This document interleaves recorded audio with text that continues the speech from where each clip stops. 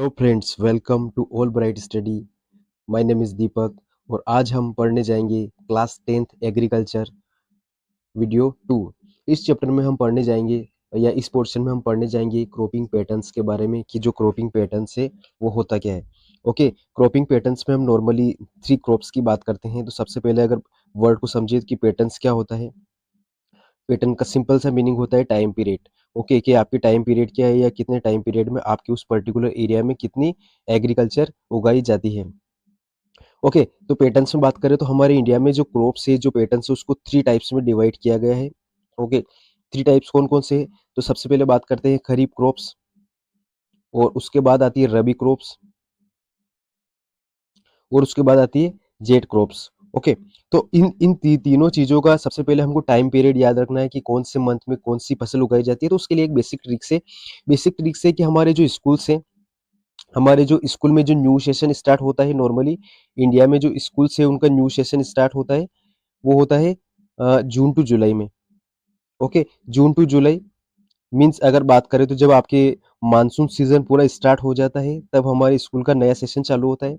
हमारे क्रॉप्स में भी सेम ही है। अगर हम इनको अच्छे से याद रखें, क्योंकि बहुत सारे जो फ्रेंड्स है, बहुत सारे जो स्टूडेंट्स है, वो कंफ्यूज हो जाते हैं कि खरीफ क्रॉप्स कब आता है, रबी क्रॉप्स कब आता है और जेड क्रॉप्स कब आता है। तो अगर हम सिंपल समझें यहाँ, तो जो खरीफ क्रॉप्स है वो जैसे आपके मानसून की स्टार्टिंग होती है, आपके खरीफ क्रॉप्स स्टार्ट हो जाता है, और आपके जो रबी क्रॉप्स है वो आपके विंटर के टाइम आता है, और जेड क्रॉप्स आता है वो आपके समर के टाइम आता है। ओके, तो पहली ट्रिक तो ये है कि जो हमारे मानसून, जब हमारे स्कूल का न्यू सेशन शुरू होता है, सबसे पहले खरीफ क्रॉप्स आता है, फिर रबी क्रॉप्स आता है और फिर जेड क्रॉप्स आता है। इसके लिए एक और बेसिक ट्रिक है कि अगर हम अल्फाबेट पढ़ते हैं तो ए बी सी डी ई और ऐसे कर करके हम पूरा जेड तक पढ़ते हैं। तो इस अगर अल्फाबेट में देखो तो सबसे पहले आता है के।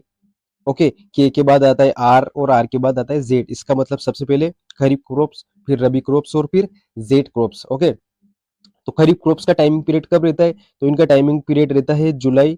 ओके, जून जुलाई से इसको अपन बोते हैं। उसके बाद इनका टाइमिंग पीरियड देखो तो अक्टूबर नवंबर से हम रबी क्रॉप्स को नॉर्मली बो देते हैं, अक्टूबर नवंबर। और जेड क्रॉप्स की बात करें तो ये मार्च टू अप्रैल में इनको बोते हैं, और जून अप्रैल में, मतलब मई जून में इनको पूरा कल्टीवेट कर लेते हैं। तो ये तो बेसिक ट्रिक्स है कि हमको याद कैसे रखना है।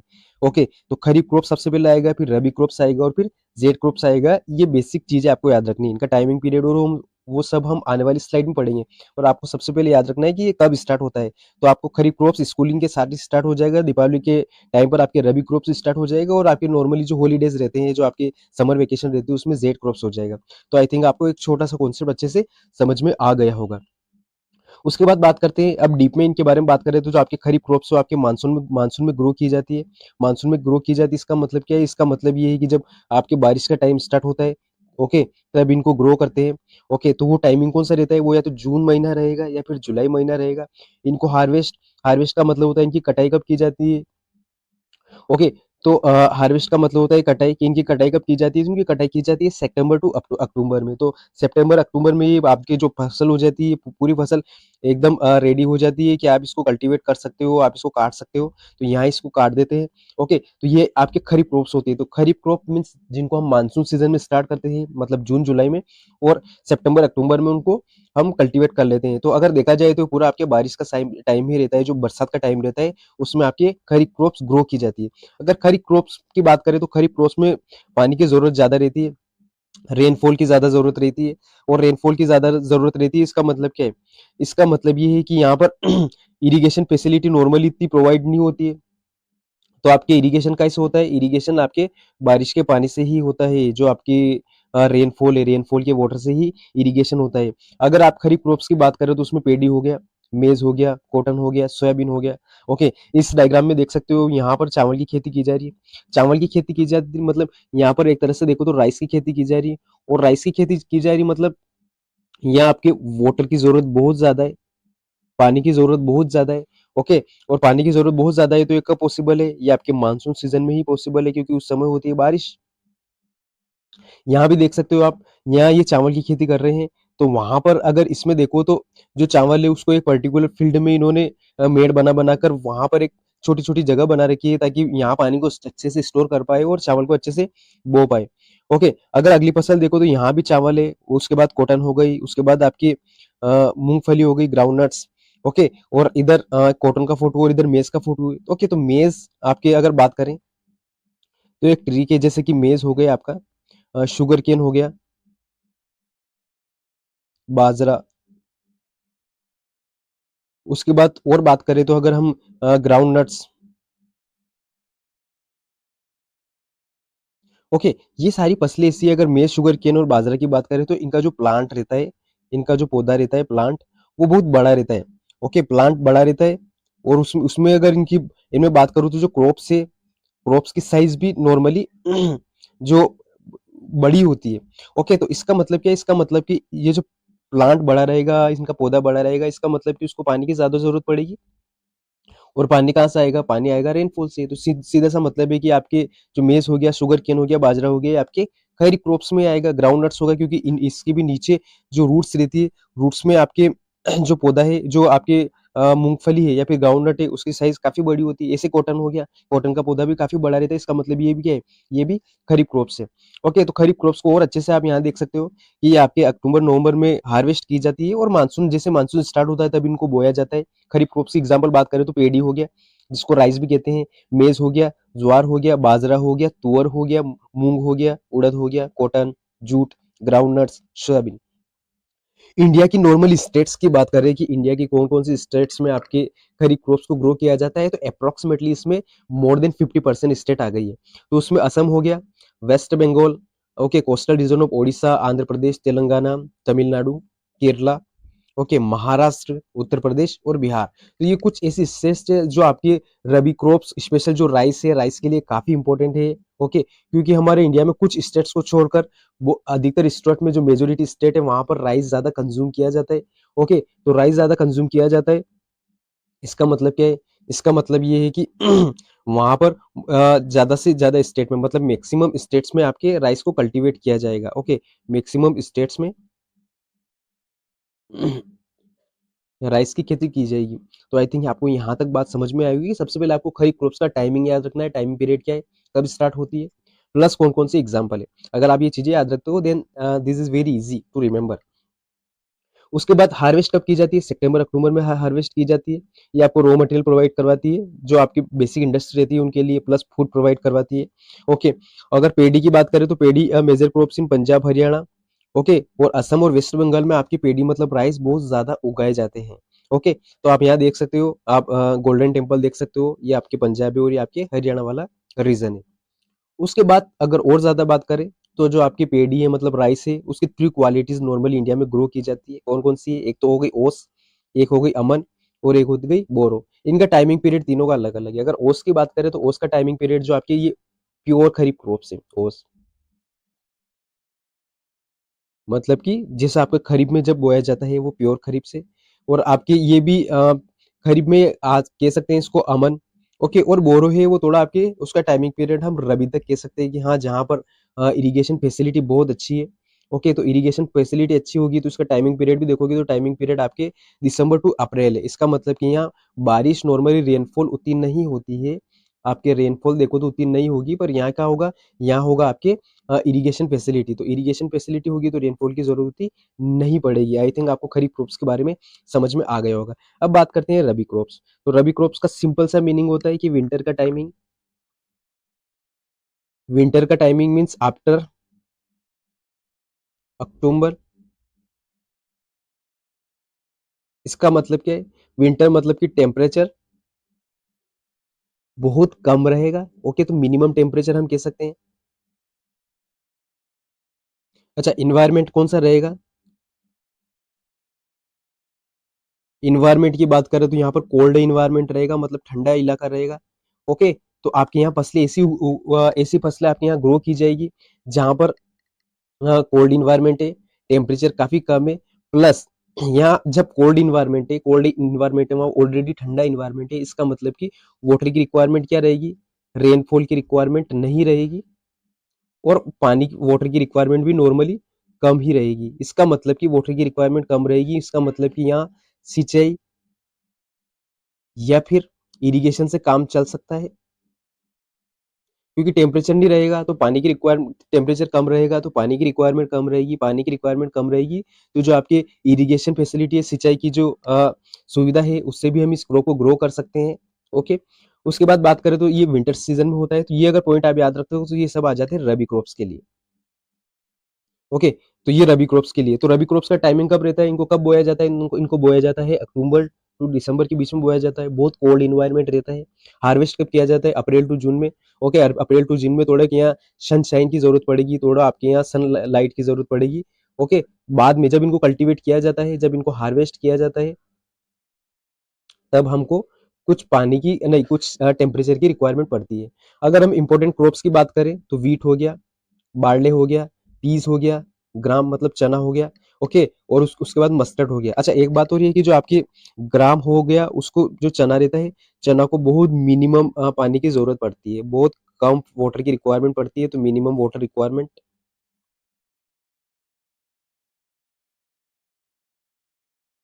इसीलिए ये जो ग्राम है वो आपके सेंड एरिया में भी ग्रो हो सकता है, मतलब जो आपका पथरीला इलाका रहेगा वहां भी हम इसको ग्रो कर सकते हैं। तो ये हमारी पूरी जो थी वो था पर रबी क्रॉप्स मतलब ठंडा सीजन। ओके, और ठंडा सीजन मतलब वाटर की रिक्वायरमेंट कम पड़ेगी, और वाटर की रिक्वायरमेंट पड़ेगी कम पड़ेगी मीन्स आपके वहाँ कम बारिश में भी सॉरी इरिगेशन में भी काम चल जाएगा, बारिश की जरूरत नहीं है।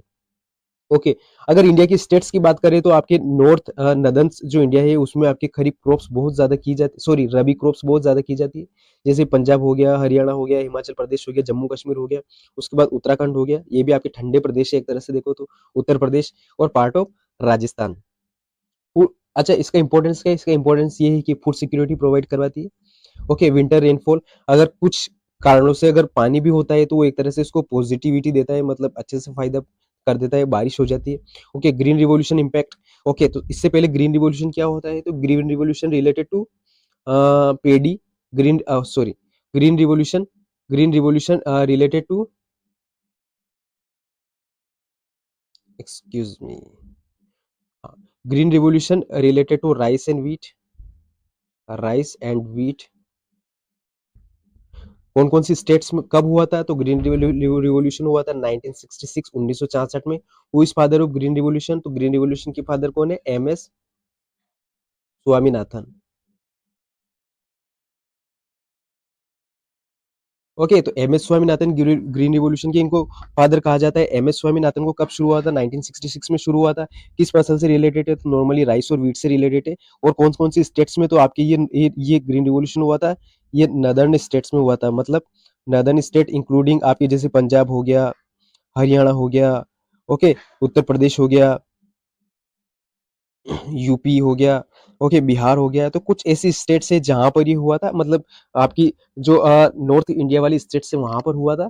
ओके, तो ग्रीन रिवोल्यूशन में हेल्प इसलिए करता है क्योंकि आपकी रबी क्रॉप से रिलेटेड है, तो यहाँ पानी की अच्छी फैसिलिटी है आपकी इन स्टेट्स में। बात करें तो पंजाब, हरियाणा, वेस्ट बंगाल और पार्ट्स ऑफ राजस्थान, तो राजस्थान को छोड़कर ये स्टेट्स ऐसी है जहां पर आपको रिवर्स फ्लो होती है। रिवर्स फ्लो होती है मतलब यहाँ वाटर की अवेलेबिलिटी है, H2 अवेलेबल है, मतलब कि यहाँ पर इरिगेशन अच्छे से होगा। तो आई थिंक आपको ये बात समझ में आ गई होगी। ओके, ओके, यहाँ तक आई थिंक आपको बात समझ में आ होगी। ये आपकी ग्रीन रिवॉल्यूशन वाली ही ये एक्स्ट्रा इंफॉर्मेशन है, इसका आपके एनसीईआरटी में कुछ नहीं दे रखा है, इससे रिलेटेड कुछ नहीं दे रखा है, बट आप एज अ बेसिक नॉलेज आप इसको समझ सकते हो। तो रबी क्रॉप्स हमने समझ ली, रबी क्रॉप्स मीन्स विंटर, खरीफ क्रॉप्स मीन्स मानसून। उसके बाद बात करते हैं जेड क्रॉप्स। ओके, तो जेड क्रॉप्स कब उगाई जाती है, तो जेड क्रॉप्स उगाई जाती है मार्च मार्च टू जून में। मार्च में इनको उगाया जाता है और जून में इनको हार्वेस्ट कर लिया जाता है।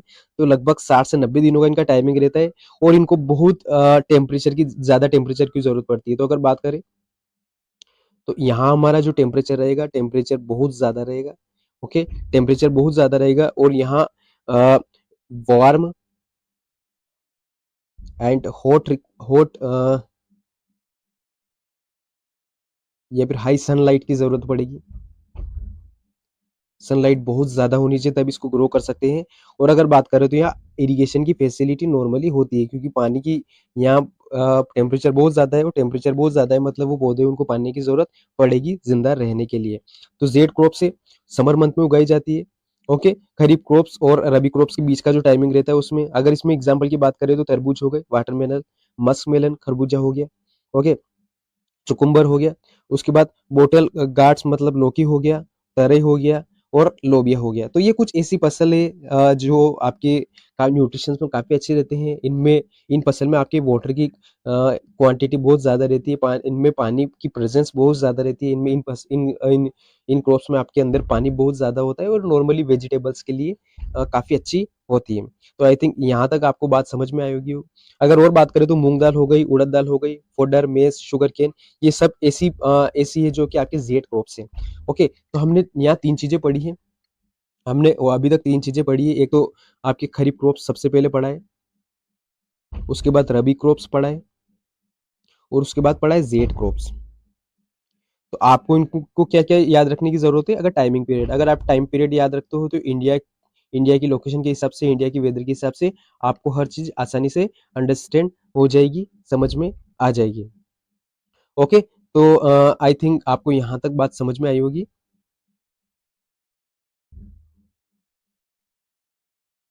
उसके बाद बात करते हैं हमने जो पैटर्न्स है, क्रॉपिंग पैटर्न्स, उसके बारे में बात कर ली है। उसके बाद बात करते हैं राइस की। ओके, राइस, राइस मीन्स चावल, जिसको आप पेडी भी कहते हो। ओके, तो जो राइस है, राइस अगर बात करो तो ये खरीफ क्रॉप से, खरीफ क्रॉप्स क्यों है? क्योंकि इसमें वाटर की रिक्वायरमेंट ज़्यादा पड़ती है, H2O की रिक्वायरमेंट ज़्यादा पड़ती है, पानी की ज़रूरत ज़्यादा पड़ती है। ओके, तो यहाँ टेम्परेचर है, टेम्परेचर की बात करूँ तो टेम्परेचर भी 25 डिग्री सेल्सियस से ज़्यादा ही रहेगा। ओके, और ये इसमें वाटर की रिक्वायरमेंट ज़्यादा पड़ती है, वो हम ऑलरेडी बात बात कर चुके हैं और इसको नॉर्मली पानी के अंदर ही उगाया जाता है। तो ये राइस की बात कर ली।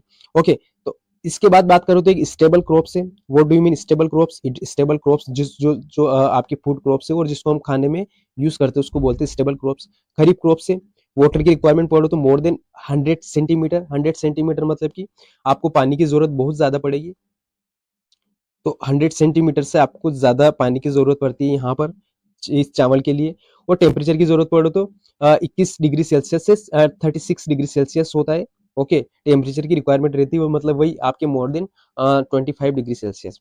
तो आई थिंक आपको राइस की जो क्लाइमेट कंडीशन है वो आपको याद रखनी है। याद रखने वाली चीज़ कुछ नहीं है, टेम्परेचर याद रखना है, रेनफॉल याद रखनी है, प्लस ये खरीफ क्रॉप्स तो है ही।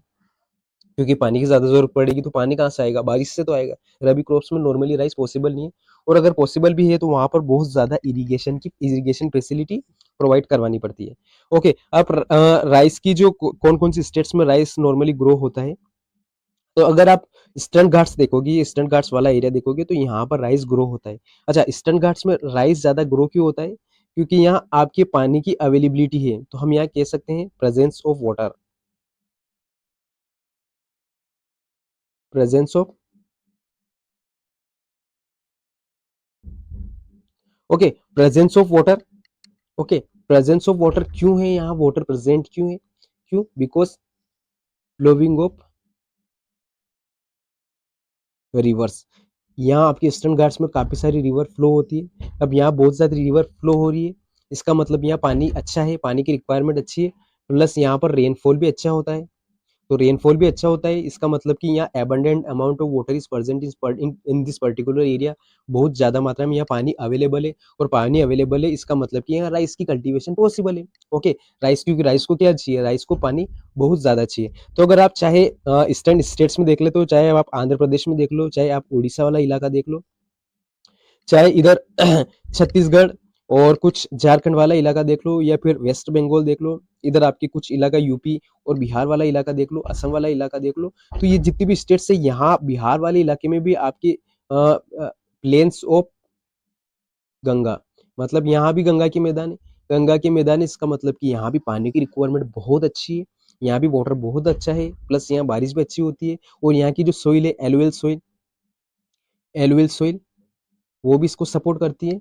ओके, अगर आप इस यहाँ देख लोगे, ईस्टर्न घाट्स में देख लोगे तो यहाँ भी एलुअल सोइल ही है, क्योंकि नदियाँ बहा के लाती है मिट्टी अपने बहुत साथ में, और जब वो मिट्टी वहाँ पर जम जाती है, वहाँ पर इस एक मैदान में जम जाती है तो वो एलुअल सोइल बन जाती है और एलुअल सोइल बहुत ज़्यादा फर्टाइल होती है, इसलिए आपके चावल की खेती की जाती है। असम वाले इलाके में देखो तो ये भी ब्रह्मपुत्र रिवर जो डिपॉजिट लेके आती है वो यहीं जमते हैं, तो यहाँ पर भी पानी की अवेलेबिलिटी ज़्यादा है। इसका मतलब कि अगर आप मेजर एरिया की बात करो तो आपको मेजर एरिया में ज़्यादा याद रखने की ज़रूरत नहीं है। अगर आपको पता चलता है कि सॉरी चावल को बहुत ज़्यादा पानी की ज़रूरत है, बहुत ज़्यादा पानी की ज़रूरत है, मतलब वो पानी कहाँ होगा? वो पानी वहाँ होगा जहाँ पर रिवर फ्लो होती होगी, नदियाँ बहती होगी, और नदियाँ बहती होगी इसका मतलब वहाँ पानी बहुत ज़्यादा है, इसका मतलब कि वहाँ पर चावल की खेती कर सकते हैं। फ्रेंड्स, आई थिंक आपको ये चीज़ बहुत अच्छे से समझ में आ रही होगी।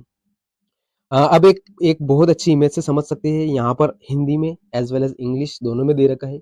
राइस कल्टीवेशन की बात करें, तो राइस कल्टीवेशन में इंडिया है वो world largest producer and exporter of rice, मतलब जो भारत है, इंडिया की जो रैंक है वो आपके फर्स्ट है प्रोड्यूसर में भी। ओके, तो प्रोड्यूस भी हम सबसे ज़्यादा करते हैं, प्रोडक्शन भी हमारे यहाँ सबसे ज़्यादा होता है, प्लस एक्सपोर्ट भी सबसे ज़्यादा करते हैं। कुछ स्टेट्स को छोड़कर कंज्यूम भी हम बहुत ज़्यादा ही करते हैं। ओके, तो ये देखो तो चावल उसमें बहुत आगे है। अगर अभी 2026 का आंकड़ा देखो तो लगभग हमने पूरे ग्लोबल में, पूरे वर्ल्ड में लगभग 20% शेयर चावल के मामले में हमारा ही है। इसका मतलब कि वर्ल्ड में जितना चावल हो रहा है उसका लगभग 20% हमारे इंडिया में ग्रो होते हैं। और अगर हम उसका अच्छे से आंकड़ा देखें तो 137 मिलियन टन्स, मतलब 137 मिलियन टन्स आपके चावल इंडिया में ही ग्रो किए जाते हैं। तो आई थिंक आपको यहाँ तक बात समझ में आई होगी। ओके, तो इंडिया ने चाइना को पीछे छोड़ दिया है। पहले चाइना था, इंडिया ने अभी चाइना को पीछे छोड़ दिया है। ओके, और हमारे यहाँ चावल जब 2024-23 की बात करें तो उससे अभी 2024-25 में काफी इंप्रूवमेंट हुआ था पहले के आंकड़ों में। चावल की बात करें तो एक खरीफ क्रॉप से हम ऑलरेडी बात कर चुके हैं, क्योंकि पानी की जरूरत बहुत ज्यादा रहती है। और खरीफ क्रॉप से मतलब खरीफ क्रॉप्स को कब उगाया जाता है, तो जैसे आपके स्कूल लगते हैं, मतलब जून जुलाई में न्यू सेशन के साथ ही क्रॉप्स, खरीफ क्रॉप्स की स्टार्टिंग होती है। और आपके जो दीपावली वेकेशन रहती है तब तक खरीफ क्रॉप्स को हार्वेस्ट कर लिया जाता है, मतलब कि सितंबर अक्टूबर में। इसमें क्लाइमेट की जरूरत बात करें तो 21 degree Celsius to 37 degree Celsius इसमें क्लाइमेट रहती है। स्टेट्स की बात करें, देखो स्टेट्स भी नॉर्मली वही है। वेस्ट बंगाल वाटर की अवेलेबिलिटी बहुत अच्छी है।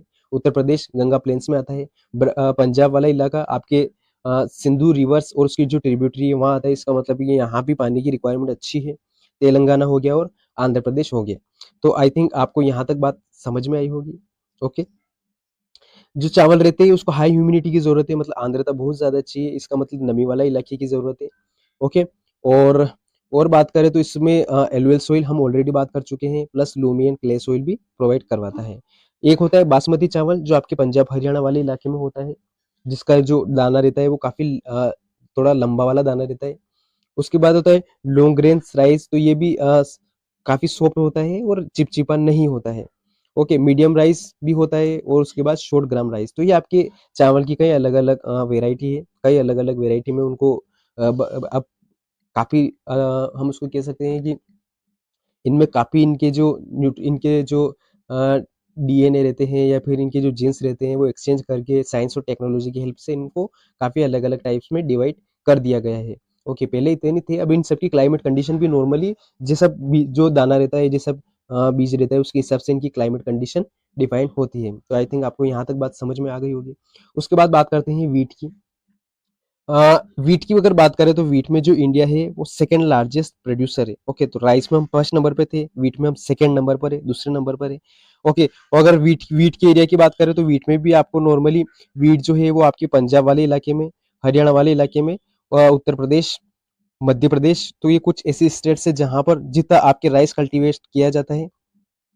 ओके, तो राइस राइस का कल्टीवेशन बहुत ज़्यादा है कंपेयर टू व्हीट का, तो व्हीट में कम किया जाता है। इसलिए अगर हम बात करें तो व्हीट में हम सेकंड पोजीशन पे हमारी रैंक सेकंड है, जबकि राइस में हमारी पोजीशन फर्स्ट नंबर पर है। तो ये आपको समझ लेना है। ओके, रेक्टिफाई नहीं करना है। अगर गेहूं की बात करें तो ये आपकी एक रबी क्रॉप से। ओके, रबी क्रॉप से इसका मतलब कि टेम्परेचर की रिक्वायरमेंट ज़्यादा है कंपेयर टू खरीफ क्रॉप्स। आपके चावल के मुकाबले बात करो तो टेम्परेचर की रिक्वायरमेंट ज़्यादा रहेगी, प्लस क्योंकि ठंडा माहौल में उगाया जाता है तो यहाँ पर आपकी रेनफॉल भी 50 से 75% में, आप रेनफॉल में आपके काम चल जाएगा। ओके, यहाँ पर ठंडी बड़ेदार मौसम चाहिए, मतलब आपको कोल्ड इन्वायरमेंट की जरूरत पड़ती है। सोइल देखो तो आपकी फर्टाइल सोइल में काफ़ी अच्छे से उग जाता है, वेल ड्रेन, मतलब यहाँ जहाँ पर पानी अच्छे से आता है, और आपकी जो चिकनी मिट्टी रहती है उसमें भी अच्छे से उग जाता है। तो सबसे पहले हमको बात याद रखना है कि एक रबी क्रॉप से, इसका मतलब आपको 50% पोर्शन क्लियर हो जाएगा। ओके, तो आई थिंक आपको यहाँ तक समझ में आ रहा होगा। ओके, तो इसी के साथ मेन फूड क्रॉप से मतलब इसको जो आप गेहूँ की जो रोटी रहती है, ओके, रोटी बनाने में इसको यूज़ किया जाता है, वो नॉर्दर्न इंडिया में मतलब नॉर्थ साइड में काफ़ी कंज़्यूम किया जाता है। ओके, साउथ में राइस ज़्यादा कंज़्यूम किया जाता है।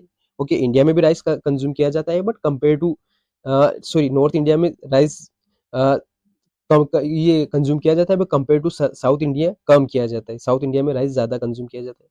ठंडे एनवायरनमेंट की ज़रूरत पड़ती है, हम ऑलरेडी बात कर चुके हैं। पानी कम ज़रूरत पड़ेगी क्योंकि कम ऑलरेडी ठंडा माहौल है, तो पानी तो कम ही चाहिए होगा। ओके, तो ये आपके कुछ मेजर फैक्ट है जो आपको याद रखने हैं।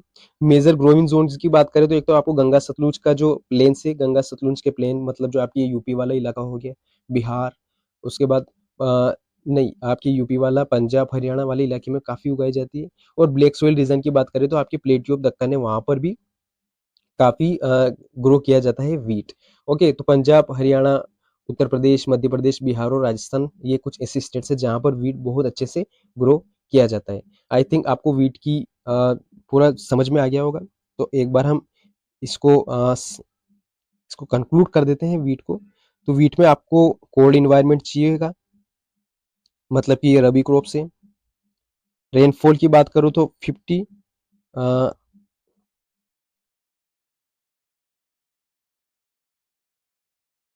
रेनफॉल की बात करूँ तो ये आपके 50 से 75 सेंटीमीटर। जब इसको हार्वेस्ट किया जाएगा तब सनशाइन मतलब कुछ धूप की, हल्की धूप की ज़रूरत पड़ेगी। और स्टेट्स के नाम आपको याद रख लेने हैं। बस यही है इसमें, और कुछ ज़्यादा रॉकेट साइंस नहीं है अगर व्हीट की बात करें तो। उसके बाद बात करें तो मेज़ की, तो मेज़ ये आपकी एक खरीफ क्रॉप्स है, मतलब रबी क्रॉप्स नहीं है, खरीफ क्रॉप्स है। ओके? मेज़ है वो एक खरीफ क्रॉप्स है, और मेज़ को हम नॉर्मली फूड, मेज़ जो है वो फूड एंड फोडर। ओके, तो food and fodder means what? Food and fodder का मतलब होता है कि इसको हम खाने में भी, जो हमारे ह्यूमन बींग्स के लिए जो खाना बनता है, जिसकी जो मक्के की रोटी बनती है उसमें भी यूज़ किया जाता है। प्लस फोडर मतलब जो चारा रहता है, जो एनिमल्स के लिए, जो डोमेस्टिक एनिमल्स रहते हैं उनके लिए जो चारा रहता है, उसके लिए भी इसको यूज़ किया जाता है। अगर हम मेज़ की बात करें तो मेज़ में जो सोइल रहती है, उस सोइल रहती है वो ओल्ड एलुअल सोइल अच्छे से सपोर्ट करती है, मतलब दूसरी सोइल में भी हो जाता है, बट ओल्ड एलुअल सोइल में ये काफ़ी अच्छे से ग्रो हो जाता है, क्योंकि ओल्ड ओल्ड एलुअल सोइल में नॉर्मली कंकर होते हैं, ओके, कंक्रीट होते हैं। और कंक्रीट में, या फिर इस जिसको हम कहते हैं सैंडी सॉइल भी रहती है, ओके, या फिर सैंडी सॉइल में भी ये मेज़ जो है वो बहुत अच्छे से सपोर्ट करता है। अगर टेम्परेचर की बात करें तो इसके लिए जो टेम्परेचर है वो 21 डिग्री सेल्सियस से 27 डिग्री सेल्सियस की टेम्परेचर की रिक्वायरमेंट में आपके मक्के की खेती हो जाती है। तो आई थिंक आपको यहाँ तक समझ में आया होगा। जो है ये खरीफ क्रॉप से, जो आपके मेज़ है वो खरीफ क्रॉप से, बट जैसे बिहार है, बिहार में उसको, क्योंकि वहाँ वाटर की अवेलेबिलिटी ज़्यादा है, वहाँ की क्लाइमेट कंडीशन सपोर्ट करती है, इसलिए बिहार में इसको रबी क्रॉप्स में भी मेज़ की खेती की जाती है। ओके, तो ये बहुत इंटरेस्टिंग फैक्ट है कि जो आपके बिहार है, बिहार को में ये रबी क्रॉप्स को भी सपोर्ट करता है। तो अगर और बात करें तो वही है कि ये खरीफ क्रॉप्स है, ओके, और इसको फूड और फोडर दोनों में यूज़ किया जाता है। मतलब अगर आप यहाँ डायग्राम देख सकते हैं तो ये इसको मक्का की रोटी, ओके, तो मक्के की रोटी में मतलब खाने के लिए इसको यूज़ किया जाता है। इसको पंजाब और हरियाणा में काफ़ी फेमस है ये, ओके, प्लस फोडर। तो आप ये जो मक्का है, इस मक्के को या फिर मेज़ को निकालने के बाद जो इसका प्लांट बचता है, उस प्लांट को फोडर मतलब चारे में भी यूज़ किया जाता है जानवरों के लिए। ओके, तो आप यहाँ देख सकते हो कि ये ऐसा इसका पूरा वो होता है, पूरा मक्का होता है, ओके। और यहाँ पर ये आप देख सकते हो बहुत सारे मक्के, इनको यहाँ से हटा देते हैं, और उसके बाद में जो बचता है उसको जानवरों के लिए, तो इस कह सकते हैं कि ये जो है ये हम ह्यूमंस के लिए हैं, ओके। और ये जो ग्रीन पार्ट है, ये जो ग्रीन पार्ट है ये एनिमल्स के लिए है, ओके। तो आई थिंक आपको यहाँ तक बात समझ में आई होगी। अगर इसमें क्लाइमेट या फिर जलवायु की बात करें तो 21 से 27 डिग्री, मतलब 21 डिग्री सेल्सियस से 27 डिग्री सेल्सियस में ये तापमान होना चाहिए। इतना तापमान में बहुत अच्छे से ग्रो होता है। पुरानी जलोढ़ मृदा मतलब ओल्ड एलुअल सोइल में काफ़ी अच्छे से सपोर्ट करती है, क्योंकि इसमें कंकड़ होते हैं। स्टेट्स की बात करें कि आपकी मेज़ है वो कौन कौन सी स्टेट्स में ग्रो किया जाता है, तो जो मेज़ है वो कर्नाटका, महाराष्ट्र, तेलंगाना, मध्य प्रदेश और बिहार, यस, आपके मध्य प्रदेश में भी ग्रो किया जाता है। महाराष्ट्र में भी ग्रो किया जाता है। अगर मेज़ में आप नॉर्मली देखोगे तो जो आपके ये स्टेट्स है हरियाणा हो गया, पंजाब हो गया, राजस्थान हो गया, इनमें ये बहुत कम उगाया जाता है। जबकि जो सदर्न स्टेट्स है, जो मेजरिंग सदर्न स्टेट्स उनमें इसको व्हीट सॉरी मेज़ को काफ़ी ज़्यादा ग्रो किया जाता है। मेजर प्रोड्यूसिंग स्टेट वही है, कर्नाटका हो गया, Madhya Pradesh, Uttar Pradesh, Bihar, Andhra Pradesh and Telangana. Interesting fact मैंने आपको ऑलरेडी बता दिया है कि बिहार में इसको रबी क्रॉप्स में भी ग्रो किया जाता है। क्यों? ड्यू टू क्योंकि वहाँ वाटर की फैसिलिटी बहुत अच्छे से है, पानी की फैसिलिटी अच्छी है। और पानी की फैसिलिटी क्यों है? क्योंकि वहाँ रिवर फ्लो होती है। और रिवर कौन सी फ्लो होती है? गंगा एंड ट्रिब्यूटरीज, मतलब गंगा और उसकी सहायक नदियाँ। ओके, तो इसका मतलब क्या है? वहाँ वाटर की अवेलेबिलिटी है, इसलिए इसको रबी क्रॉप्स में भी ग्रो कर दिया जाता है। अभी मॉडर्न फार्मिंग में देखो तो HIV सीड्स आ गए, high yielding variety seeds, fertiliser आ गया है, बहुत सारे अलग अलग प्रकार के फर्टिलाइजर आ गए हैं जो इसको ग्रो करने में काफ़ी हेल्प करते हैं। प्लस इरिगेशन अगर फैसिलिटी है तो उससे बहुत अच्छे से ये ग्रो हो जाती है। तो ये हमने बात की है। आपको कौन-कौन से पॉइंट याद रखने की ज़रूरत है? अगर समरी में देखो तो ये ऊपर के जो मेन पॉइंट है ये याद रखने की ज़रूरत है। और जो इमेज है, इमेज आपको समझने में काफ़ी हेल्प रहेगी। जो फ़ोटो रहते हैं वो समझने में काफ़ी हेल्प रहते हैं। अगर बात करें पल्सेस की, ओके, अगर पल्सेस की बात करें तो पल्सेस के मामले में हमारा जो इंडिया है, इंडिया की रैंक फर्स्ट है। ओके, तो इंडिया की रैंक पल्सेस के मामले में फर्स्ट है। इसका मतलब क्या? इसका मतलब ये है कि हम प्रोडक्शन भी सबसे ज़्यादा पल्सेस का करते हैं, प्लस कंजप्शन भी हम ही करते हैं, मतलब खाते भी हम ही सबसे ज़्यादा है पल्सेस को, कंज्यूम भी हम ही करते हैं। क्यों? क्योंकि इनमें बहुत सारे न्यूट्रिशंस रहते हैं, जो पल्सेस रहते हैं वो रिच इन न्यूट्रिशंस, जो इसमें पोषक तत्व रहते हैं वो बहुत ज़्यादा रहते हैं। ओके, प्लस जो पल्सेस रहती है इनको लेस वाटर की, मतलब कम पानी की या फिर कम मॉइस्चर की ज़रूरत पड़ती है। मतलब अगर नमी कम भी रहेगी तो हमारा काम चल जाएगा। उसके बारे में बात करें तो जो पल्सेस है, पल्सेस की जो रूट्स रहती है वो आपके सोइल में नाइट्रोजन फिक्सेशन का काम करती है, मतलब नाइट्रोजन फिक्स करती है नाइट्रोजन को। तो उससे सोइल क्या बनती है? उससे सोइल और फर्टाइल हो जाती है। सोइल की फर्टिलिटी क्या हो जाती है? और ज़्यादा इंक्रीज हो जाती है। तो ये आपके पल्सेस के कैरेक्टर है, याद रखने लायक चीज़ है कि इंडिया की रैंक है वो फर्स्ट है। ओके, प्रोडक्शन भी सबसे ज़्यादा हमारे यहाँ होता है, प्लस कंजप्शन भी सबसे ज़्यादा हमारे यहाँ होता है। ओके, इसमें न्यूट्रिशंस बहुत ज़्यादा होते हैं। ओके, और कम कम वाटर मतलब मॉइस्चर वाले इलाके में भी ये हो जाता है। उसके बाद इनकी जो रूट्स रहती है वो नाइट्रोजन फिक्सेशन में काफ़ी हेल्प करती है।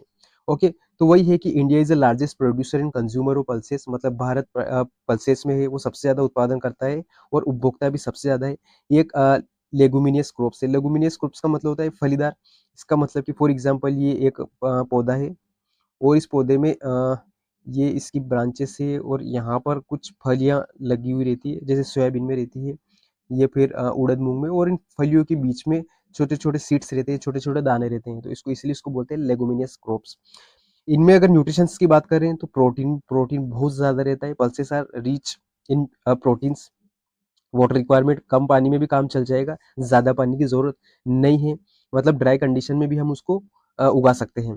नाइट्रोजन फिक्स करने का काम करता है और उससे इसकी सॉइल फर्टिलिटी को और इंक्रीज़ करता है। तो आई थिंक आपको ये बात समझ में आ रही होगी। अगर सोइल्स के एग्ज़ाम्पल की बात करें तो उड़द हो गया, मूँग हो गया, मसूर, सॉरी पल्सेस की एग्ज़ाम्पल की बात करें तो उड़द हो गया, मूँग हो गया, मसूर हो गया, पीस और ग्राम। तो ये इतना ही है, इसमें आपको मेन पॉइंट ये याद रखने की ज़रूरत है, इंडिया की रैंक कौन-सी है, प्लस न्यूट्रिशन रिच और नाइट्रोजन फिक्सेशन का काम करता है। अगर अब इसमें पल्सेस के एग्ज़ाम्पल की बात करें, तो हमने यहाँ कुछ फ़ोटो भी पेस्ट किए हुए हैं। जैसे तुअर की बात करें, तो तुअर आपके इस टाइप की होती है, मतलब चने जैसी होती है। ओके, तो ये आपके येलो कलर की होती है। इसकी जो दाल बनाते हैं, इसको जब पीस देते हैं, येलो कलर की होती है। लाइक ग्राम्स जो चने रहते हैं उसकी, बट ये अलग होती है, मतलब ग्राम जैसा कलर होता है, बट थोड़ी अलग होती है। उसके बाद उड़द की बात करें, तो उड़द का कलर नॉर्मली ब्लैक ही होता है। ये काले कलर के रहते हैं, ब्लैक कलर के रहते हैं आपके। और ये आपके खरीफ में उगाए जाते हैं और कभी-कभी जेड क्रॉप्स में भी इनको उगाया जाता है। ओके, तो जेड मतलब जो आपके समर का टाइम रहता है, उस समय में भी उड़द है उनको ग्रो किया जाता है। मूँग की बात करें, तो मूँग आपके ग्रीन कलर का होता है, आप देख सकते हैं। ओके, और ये भी काफ़ी न्यूट्रिशियस होता है और मूँग भी एक तरह से जेड क्रॉप में भी इसको उगाया जाता है। उसके बाद ये जितनी भी बात की है, ये खरीफ क्रॉप्स, ये खरीफ पल्सेस की बात की गई है और इनको जेड में भी उगाया जाता है, अगर वाटर की फैसिलिटी बहुत अच्छे से होती है तो। उसके बाद रबी रबी पल्सेस की बात करें तो उसमें आ गया है ग्राम, चना। ओके, तो चना है रबी फसल में है और ये आपके जो वाटर है, वाटर की रिक्वायरमेंट कम पड़ती है। ओके, तो वाटर की रिक्वायरमेंट नॉर्मली कम रहती है। अगर अदर फसल्स की बात करें, मसूर है, ये भी आपके रबी क्रॉप्स है, और पीस मतलब कि मटर, ये भी आपके रबी क्रॉप्स हैं। उसके बाद बात करते हैं शुगर केन की, कि जो शुगर केन है, गन्ना है, वो गन्ना कौन कौन से क्लाइमेट में होता है, इंडिया की रेंज क्या होती है। तो जो गन्ना रहता है, जो शुगर केन रहता है, उसके लिए क्लाइमेट की जरूरत पड़ती है ट्रॉपिक एंड सब ट्रॉपिक क्लाइमेट। ओके, तो हमको ये समझने की जरूरत है कि ट्रॉपिकल और सब ट्रॉपिकल का क्या मतलब होता है। तो ट्रॉपिकल सब ट्रॉपिकल का सिंपल सा मतलब होता है कि ये आपके है अर्थ है, और अर्थ के बीच में आपके यहाँ पर इक्वेटर। ओके, इक्वेटर है, और इक्वेटर के ऊपर आपके ट्रॉपिक ऑफ यहाँ पर ट्रॉपिक ऑफ कैंसर है, और इधर ट्रॉपिक ऑफ कैप्रिकॉर्न है। ओके, और जो ट्रॉपिक है, इसके आसपास वाला जो इलाका है, इसको बोलते हैं ट्रॉपिकल, ट्रॉपिकल एरिया होता है ये। और इससे थोड़ा सा ऊपर वाला जो है, वो होता है आपके सब ट्रॉपिकल एरिया। कौन सा एरिया होता है? सब ट्रॉपिकल एरिया। तो ये ट्रॉपिकल और सब ट्रॉपिकल एरिया है। इसका मतलब कि अगर आपकी जो सनलाइट है, सनलाइट सबसे ज्यादा आपके ट्रॉपिक एरिया पे और सब ट्रॉपिक एरिया पे आता है, और उसके बाद सब ट्रॉपिक एरिया पे आती है। तो इतने जो एरिया है, यहाँ पर ये ग्रो की जाती है। कौन सी ग्रो की जाती है? Sugar cane. अगर और अच्छे से अगर इसकी रैंकिंग की बात करें, तो जो इंडिया का रैंक है शुगर केन के मामले में, इंडिया का रैंक है वो सेकेंड है। ओके, सेकेंड है। किसके बाद सेकेंड है? ब्राजील के बाद। मतलब गन्ने के मामले में ब्राजील हमसे ज्यादा है, हमसे आगे है, और हम पीछे हैं। अगर रेनफॉल की बात करें तो 75 सेंटीमीटर से 100 सेंटीमीटर। क्यों? क्योंकि इसका पौधा काफी बड़ा होता है। अगर आप गन्ने की बात करें तो गन्ने का पौधा काफी बड़ा होता है, और जब पौधा बड़ा होता है, इसका मतलब कि उसको पानी की जरूरत, H2O की जरूरत बहुत ज्यादा पड़ती है। पानी की रिक्वायरमेंट बहुत ज्यादा पड़ती है, इसलिए इसको 75 से 100 सेंटीमीटर डिग्री सेल्सियस, सॉरी, 75 से 100 सेंटीमीटर बारिश की जरूरत पड़ती है। टेम्परेचर की बात करूँ तो 21 डिग्री सेल्सियस से 27 डिग्री सेल्सियस तक टेम्परेचर में इसका काम चल जाता है।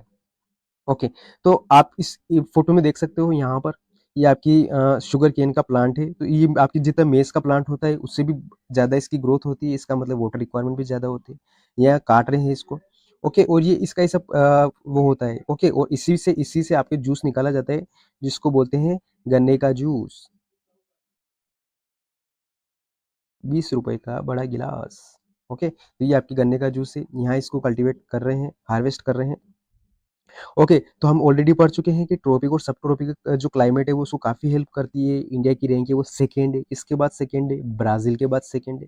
टेम्परेचर की बात करें तो 21 से 27 डिग्री तक टेम्परेचर में काम चल जाता है। बारिश की बात करें तो 75 टू 100 सेंटीमीटर बारिश की रिक्वायरमेंट होती है।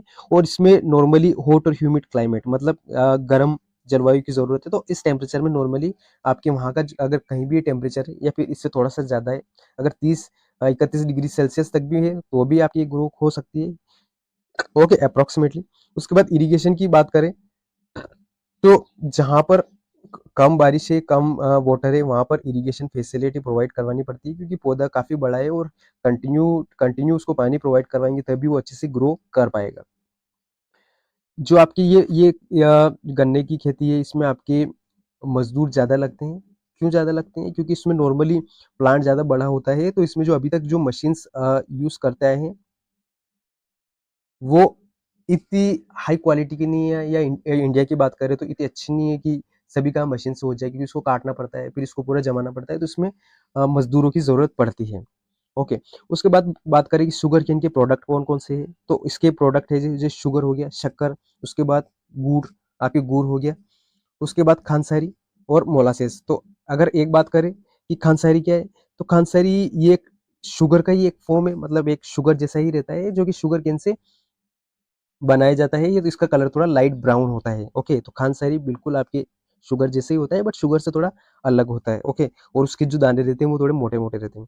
उसके बाद बात करते हैं मोलासेस। तो मोलासेस आपकी एक शरबत, ओके, एक शरबत जैसा होता है, शरबती होता है, जो कि इंडस्ट्रीज में और इनमें यूज किया जाता है। और गुड़ जानते ही हो, और शुगर शक्कर को आपको इसके बारे में नॉलेज होगा ही। उसके बाद बात करें इंडिया की ऑयल सीड के बारे में, आपको आई थिंक शुगर केन के बारे में सब समझ में आया होगा। ट्रॉपिक क्लाइमेट याद रखना है। उसके बाद इंडिया की रैंक सेकेंड है, वो याद रखनी है। प्लस इसमें जो रेनफॉल है, रेनफॉल की रिक्वायरमेंट कितनी पड़ती है, वो भी याद रखना ज़रूरी है। उसके बाद बात करते हैं ऑयल सीड्स। ओके, तो ऑयल सीड्स क्या है? ऑयल सीड्स का मतलब होता है कि जिन सीड्स से आपके ऑयल को प्रोड्यूस किया जाता है, उसको क्या बोलते हैं? उनको बोलते हैं ऑयल सीड्स। ऑयल सीड्स की बात करें तो इंडिया में ये बहुत इंटरेस्टिंग फैक्ट है कि हमारे इंडिया में अप्रॉक्सीमेटली 40 टू 50% जो प्रोडक्शन है, जितना भी हमारे यहाँ फसलें होती है, जितना भी हमारे यहाँ क्रॉप्स होती है, उसका लगभग 40 to 50% हमारे ऑयल सीड्स का पार्टिसिपेशन है। मतलब ऑयल सीड्स भी काफ़ी ज़्यादा होते हैं।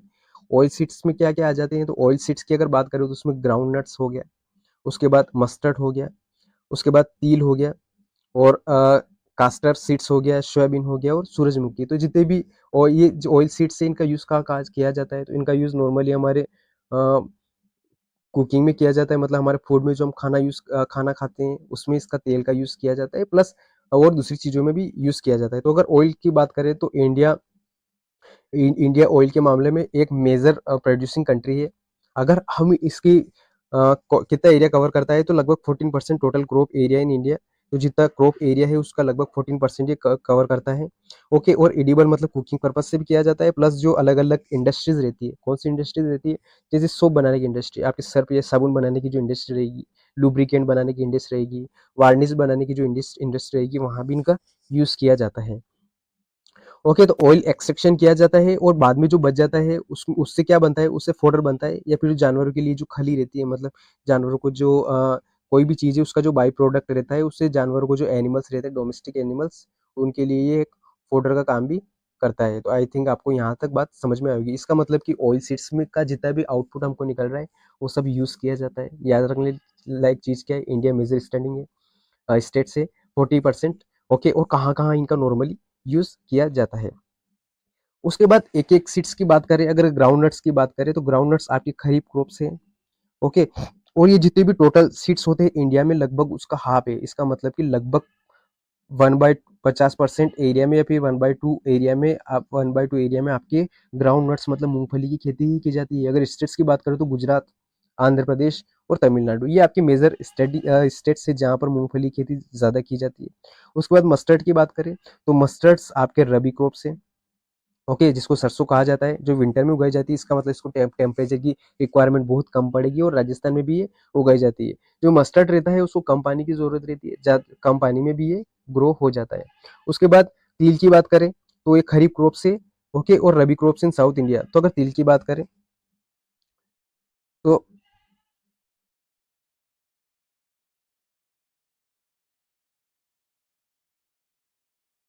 ओके, तो नॉर्थ इंडिया में क्या है? नॉर्थ इंडिया में ये है आपके खरीफ क्रॉप्स। तो नॉर्थ इंडिया में ये आपके खरीफ क्रॉप्स, ओके, और साउथ इंडिया में है रबी क्रॉप्स। ओके, तो आपकी जो तिल है वो नॉर्थ इंडिया में खरीफ क्रॉप से, मतलब बारिश के समय उगाई जाती है, और साउथ इंडिया में रबी क्रॉप से, मतलब कि ये जो विंटर के समय पर उगाई जाती है। उसके बाद केस्टर सीड की बात करें तो ये रबी और खरीफ ये भी दोनों है। ऑयल सीड्स की बात करें तो जैसे सोयाबीन हो गया, सनफ्लावर हो गया, लिन सीड हो गया, कॉटन सीड्स हो गया, कोकोनट हो गया। तो कॉटन का यूज़ कपड़े बनाने के भी लिए किया जाता है, प्लस उसका जो सीड्स है उससे भी ऑयल प्रोड्यूस किया जाता है। अभी कुछ सालों में सोयाबीन की ग्रोथ है वो इंडिया में काफ़ी हुई है। उसके बाद मेजर प्रोड्यूसिंग स्टेट हम ऑलरेडी बात कर चुके हैं, गुजरात, राजस्थान, मध्य प्रदेश, महाराष्ट्र और आंध्र प्रदेश। ओके, तो आई थिंक आपको ये सब समझ में आया होगा। इस स्लाइड में हमने हिंदी में भी डाल रखा है, प्लस इंग्लिश में भी, ताकि आपको पढ़ने में और समझने में आसानी हो। ओके, तो ये आपकी तिल है, ये आपकी मूंगफली हो गई, ये आपकी मस्टर्ड हो गई। ओके, और ये आपके कपास हो गए, मतलब ये जो कपास वाली है वो केस्टर सीड्स हो गए।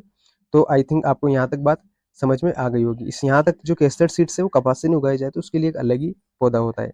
ओके, इससे पहले शायद मैंने कुछ गलत बताया था, उसके लिए आई एम वेरी सॉरी। उसके बाद टी की बात करते हैं। तो टी मतलब कि इसका एक टी का एक पौधा होता है। ओके, तो पौधा होता है मीन्स व्हाट? पौधा होता है मीन्स ये एक प्लांटेशन क्रॉप से, मतलब इसका पूरा प्लांट होता है। ये कहाँ उगाई जाती है? तो नॉर्मली स्लोपी एरिया में उगाई जाती है, जहाँ स्लोप पाए जाते हैं। आपके हिली एरिया में इसको ग्रो किया जाता है। ओके, उसके बाद बात करें तो यहाँ पर जो लेबर इंटेंसिव है, what is means labour intensive? Labour intensive का सिंपल सा मतलब होता है कि यहाँ पर मजदूरों की जो मजदूर रहते हैं, मज़दूर की ज़रूरत ज़्यादा रहती है। व्हाई?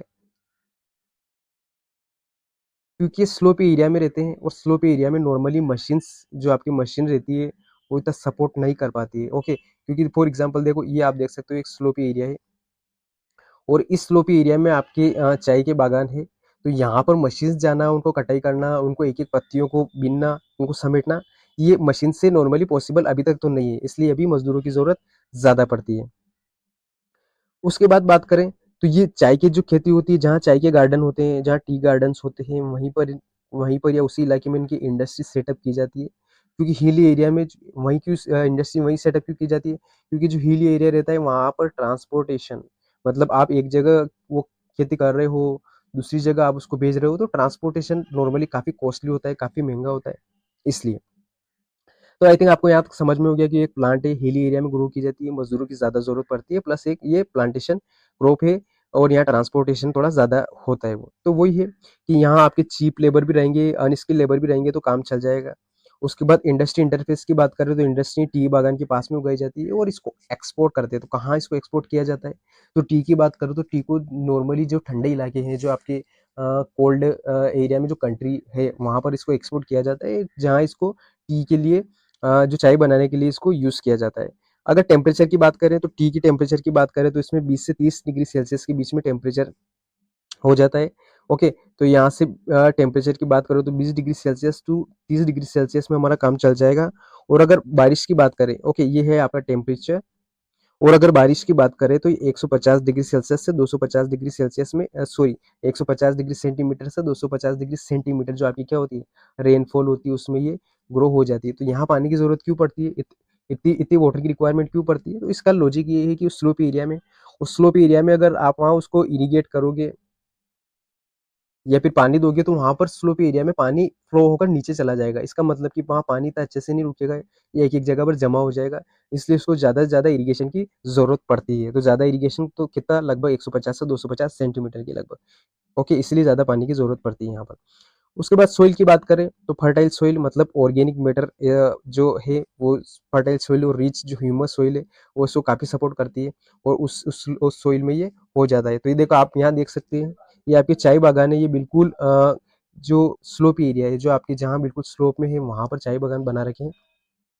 स्टेट्स की बात करें तो असम वाला इलाका हो गया, ओके, क्योंकि वहाँ पर असम असम जो है वो इसमें चैंपियन है। असम की चाय के बागान पूरे वर्ल्ड में फेमस है क्योंकि वहाँ ब्रह्मपुत्र वैली है, इसका मतलब कि वाटर की अवेलेबिलिटी भी बहुत अच्छी है।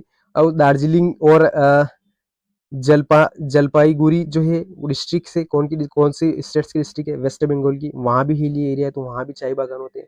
आपके तमिलनाडु केरला और तमिलनाडु केरला की बात करें तो वहाँ नीलगिरी के जो माउंटेन्स है नॉर्मली हिल एरिया ही है तो वहाँ पर भी चाय के बागान पॉसिबल है, मतलब वहाँ उगाए जाते हैं। उसके बाद हिमाचल प्रदेश उत्तराखंड ठंडा इलाका है, उसके बावजूद भी आपके यहाँ पर कुछ इलाके में चाय के बागान उगाए जाते हैं। ओके, 2020 की बात करें तो 2020 में जो इंडिया की रैंक है वो सेकंड थी चाय कल्टीवेट करने में या फिर जो चाय की खेती करने में। ओके, तो यहाँ कौन-कौन सी चीज़ें याद रखना है? फर्स्ट पॉइंट कि ये एक प्लांटेशन क्रॉप है, सेकंड पॉइंट प्लांटेशन क्रॉप है और इसको हिली एरिया में ग्रो किया जाता है। थर्ड पॉइंट हिल एरिया में ग्रो किया जाता है, इसलिए पानी वहाँ स्लोप हो जाता है, इसलिए पानी की ज़रूरत ज़्यादा पड़ती है, मतलब लगभग 150 से 250 सेंटीमीटर रेनफॉल की ज़रूरत पड़ेगी। टेम्परेचर की बात करें तो 20 डिग्री सेल्सियस से 30 डिग्री सेल्सियस टेम्परेचर में काम चल जाता है। स्टेट्स की बात करें तो वही असम, वेस्ट बंगाल, तमिलनाडु, केरला, ये चीज़ें आई थिंक आपको समझ में आई होगी। अब बात करते हैं कॉफ़ी की, तो कॉफ़ी में जो इंडिया में हमारी जो कॉफ़ी की क्वालिटी है वो है अरेबिका क्वालिटी। और अरेबिका क्वालिटी का जो सीड्स है वो कहाँ से, तो यमन से। ओके, जो आपकी यमन कंट्री है वहाँ से इसको अरेबिका क्वालिटी को हमारे इंडिया लाया गया था। अब सबसे पहले बात करनी है कि जो यमन है वो कहाँ पर है। तो यमन कहाँ पर, यहाँ पर आपके जो हॉर्मुज़ स्ट्रेट है, उसके बाद इधर ईरान वाला इलाका होगा, पाकिस्तान वाला इलाका होगा, ये आपके इंडिया वाला इलाका है। तो इंडिया वाले इलाके में जो यहाँ है, जो यहाँ कंट्री है यमन, यहाँ से अरेबिका क्वालिटी को हमारे इंडिया में लाया गया था और ये जो अरेबिका क्वालिटी है ये वर्ल्ड फेमस है, मतलब पूरे वर्ल्ड में काफ़ी फेमस है चाय के मामले में और इंडिया इसको बहुत ज़्यादा अमाउंट में इंडिया इसको एक्सपोर्ट करता है। ओके, तो आई थिंक आपको यहाँ तक बात समझ में आ रही होगी। ओके, उसके बाद हाँ, अरेबिका क्वालिटी है, वर्ल्ड फेमस है। ये कहाँ ग्रो की जाती है? तो ये आपके बाबा बुदन हिल्स कहाँ है? तो ये आपके कर्नाटका स्टेट में है। और ये जो है ये भी आपके हिली इलाके में, मतलब आपके जो हिली इन्वायरमेंट रहता है, आपके जो हिली इलाका रहता है वहाँ काफ़ी सपोर्ट करती है। ओके। और इंडियन स्टेट्स की बात करें तो कर्नाटका हो गया, बाबा बुदन हिल्स हम ऑलरेडी पढ़ चुके हैं, केरला हो गया और तमिलनाडु। मतलब ये जो नीलगिरी वाला जो इलाका हो गया, नीलगिरी वाला जो हिली इलाका हो गया, यहाँ पर इसकी कल्टीवेशन बहुत अच्छे से की जाती है। तो ये स्लाइड में और अच्छे से आप समझ सकते हो।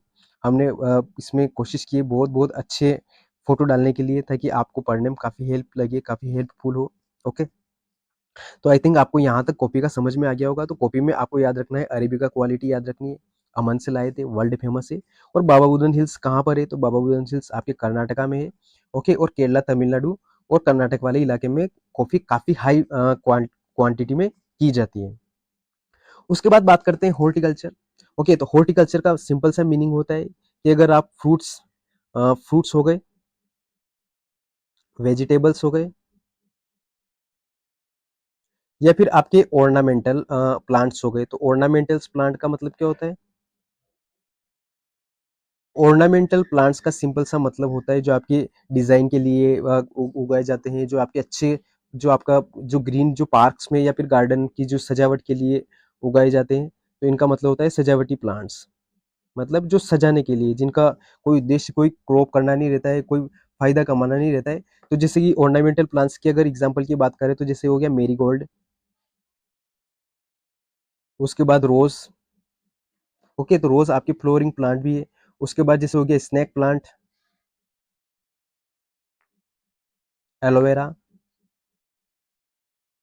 ओके। तो ये आपके ऑर्नामेंटल प्लांट्स है। तो ये इसमें फ्रूट्स हो गए, वेजिटेबल्स हो गए, और जितने भी ऑर्नामेंटल प्लांट्स या फिर जितने भी डिजाइन बनाने के लिए डेकोरेटिव प्लांट भी कहते हैं इनको, वो जो जिसके लिए जो क्रॉपिंग की जाती है या फिर इसके लिए जो जो पूरा प्रोसेस की जाती है।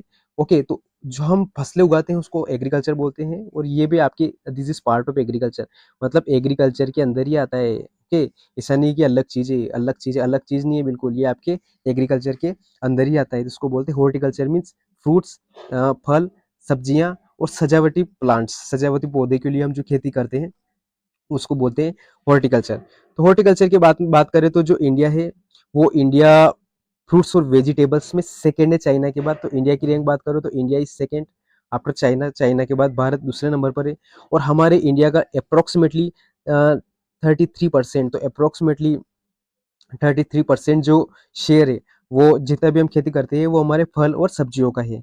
ओके। तो ये आपके tropical as well as temperate fruit region में, मतलब जो आपके ट्रॉपिकल रीजन, हमने शुगर केन वाले में आपको बताया था ट्रॉपिकल मतलब क्या होता है। उस इन्वायरमेंट में या फिर उस इलाके में इसको काफी अच्छे से उगाए जाते हैं।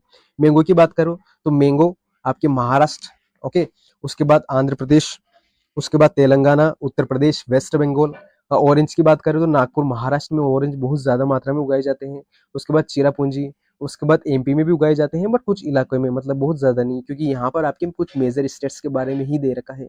उसके बाद बनानास की बात करें तो मिजोरम, महाराष्ट्र और तमिलनाडु वाले इलाके में बनानास बहुत भारी मात्रा में, बहुत ज्यादा मात्रा में उगाए जाते हैं। एप्पल, पियर, एप्रिकॉट्स और वॉलनट्स की बात करें तो जम्मू कश्मीर वाला इलाका, मतलब जो ठंडा इलाका है, वहाँ पर एप्पल्स की खेती अच्छे से की जाती है, एप्रिकॉट्स की खेती अच्छे से की जाती है। हिमाचल प्रदेश में भी अच्छे से की जाती है, क्योंकि वो भी ठंडा इलाका है।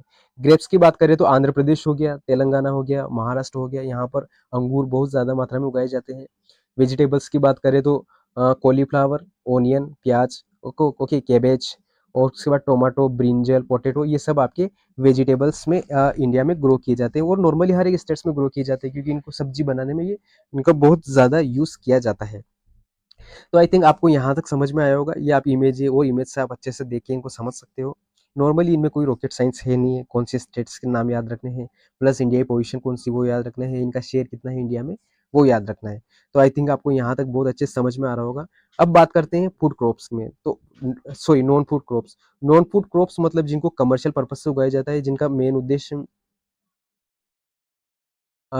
उद्देश्य कमर्शियल क्रॉप्स, मतलब जिनका मेन उद्देश्य बेनिफिट या फिर फायदा कमाने के लिए, या फिर हम इनडायरेक्टली कह सकते हैं कि जो ज़्यादा मनी अर्न करने के लिए जो फसलें उगाते हैं उनको बोलते हैं फूड क्रॉप्स, और नॉन फूड क्रॉप्स। और ये आपके नॉन फूड क्रॉप्स है, इसका मतलब कि आपकी अदर देन फूड पर्पसेस, मतलब जो अदर देन फूड क्रॉप्स के से जो अलग उद्देश्य है उससे इनको ग्रो किया जाता है।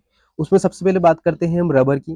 तो जो आपके रबर है, रबर आपके ट्रॉपिकल इलाके में, ओके, ट्रॉपिकल इलाके में आपके रबर को ग्रो किया जाता है। ये जो आपके इक्वेटोरिया का आसपास का जो एरिया है इसको बोलते हैं ट्रॉपिकल एरिया। तो ट्रॉपिकल एरिया में ग्रो किया जाता है, प्लस कुछ सब ट्रॉपिकल एरिया रहता है वहाँ भी, क्योंकि इसमें टेम्परेचर की रिक्वायरमेंट ज़्यादा पड़ती है। इसमें टेम्परेचर की रिक्वायरमेंट लगभग 25 डिग्री सेल्सियस, 25 डिग्री सेल्सियस से टेम्परेचर ज़्यादा होता है।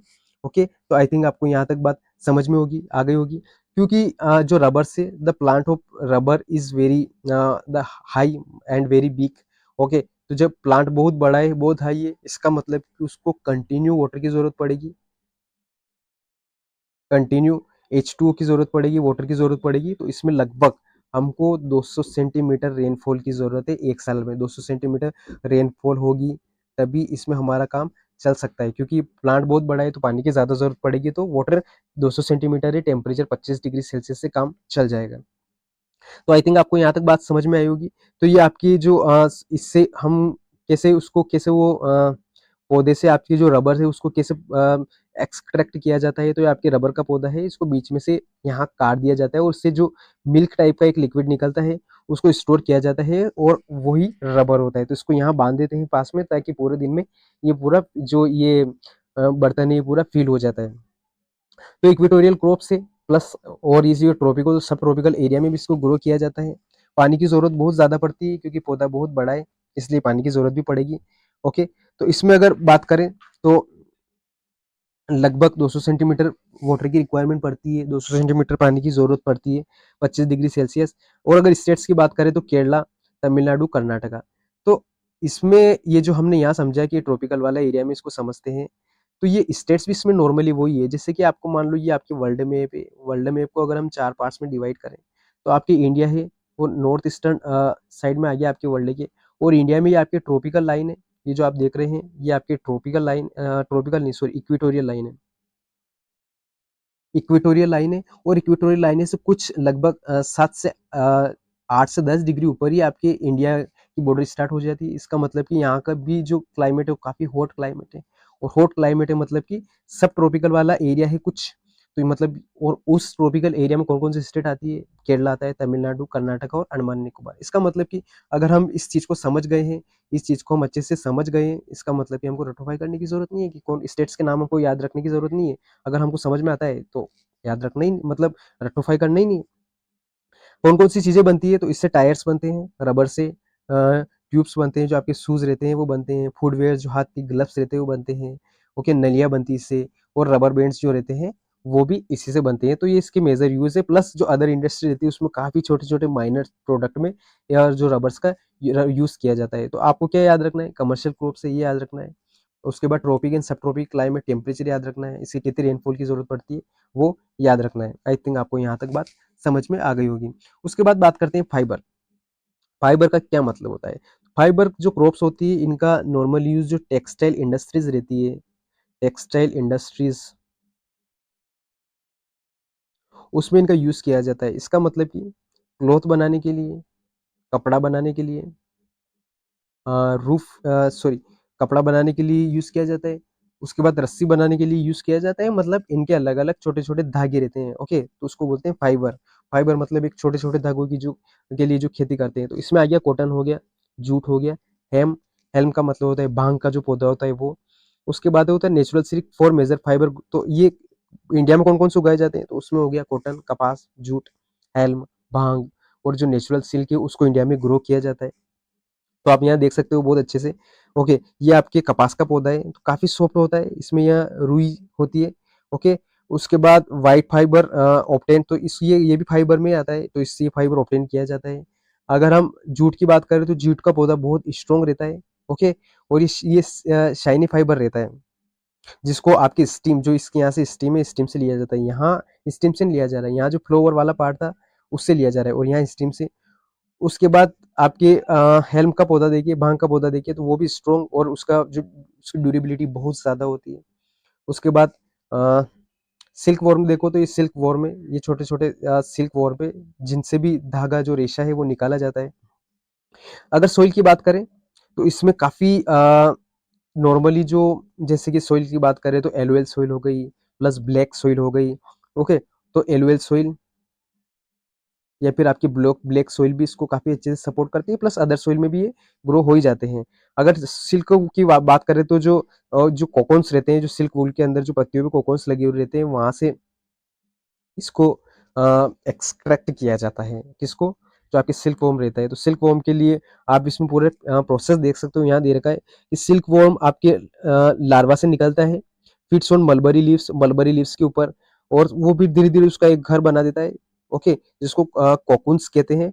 और जब बहुत सारे कोकून्स जो रहते हैं, बाद में उन सारे कोकून्स को कलेक्ट किया जाता है, और फिर उन कोकून से धीरे-धीरे फाइबर मतलब धागे बनाए जाते हैं, और फिर उनसे पूरा कपड़े बनाने के लिए एक बहुत अच्छा वाला धागा रेडी हो जाता है। तो अगर आप और हिंदी में समझ सकते हैं कि जैसे कि रेशम का कीड़ा होता है लार्वा, शहतूत की पत्तियों को खाता है, ओके? शहतूत की पत्तियों को खाता है, उससे उसके बाद कोकून बनाता है, कोकून को कलेक्ट किया जाता है और उससे धागा बनाया जाता है। तो जो रेशम की खेती की जाती है उसको बोलते हैं सेरीकल्चर, ओके? तो जो रेशम है, रेशम का जो पूरा प्रोडक्शन होता है वो सेरीकल्चर होता है। तो हॉर्टिकल्चर, एग्रीकल्चर है ना सेरीकल्चर। सो आई थिंक आपको यहाँ तक बात समझ में आई होगी। ये डायग्राम है, इस डायग्राम को आप और अच्छे से ज़ूम करके इसको वीडियो को पॉज़ करके अच्छे से समझ सकते हो। नॉर्मली आपको ऐसे ही समझ में आ रहा होगा।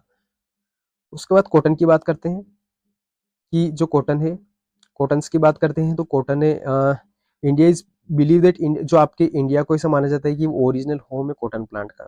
बट उसके बावजूद भी हमारी जो रेंज है कॉटन में, हमारी रेंज है सेकंड, मतलब चाइना से हम अभी पीछे हैं। कभी-कभी ज़्यादा प्रोडक्शन हो जाता है तो आगे भी हो जाते हैं, पर नॉर्मली पीछे ही है। और कॉटन को आपके ब्लैक सॉइल बहुत ज़्यादा इसको सपोर्ट करती है, इसलिए इसको ब्लैक सॉइल को कॉटन सॉइल भी कहा जाता है। हमने पिछले जो चैप्टर था उसमें पढ़ा था इसके बारे में। और ये आपके इंडिया में दक्कन प्लेटू मतलब महाराष्ट्र, मध्य प्रदेश वाले इलाके में और कुछ कर्नाटक वाले इलाके में काफ़ी ज़्यादा होता है।